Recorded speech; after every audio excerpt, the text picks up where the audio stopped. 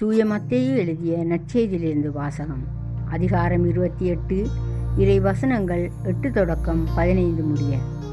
அக்காலத்தில் கல்லறையில் இயேசுவை காண வந்த பெண்கள் கல்லறையை விட்டு விரைவாக புறப்பட்டு சென்றார்கள்.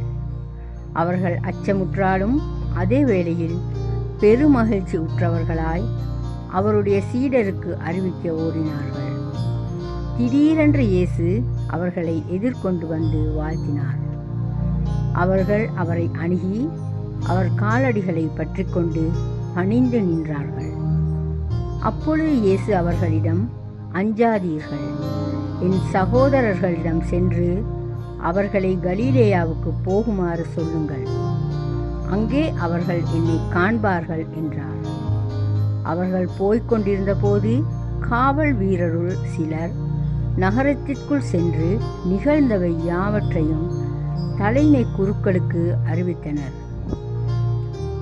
அவர்கள் மூப்பர்களுடன் கூடி கலந்து ஆலோசித்து அப்படை வீரருக்கு மிகுதியாக பணம் கொடுத்து, நாங்கள் தூங்கிக் கொண்டிருந்த போது இயேசுவின் சீடர் இரவில் வந்து அவரது உடலை திருடிச் சென்று விட்டனர் என சொல்லுங்கள்.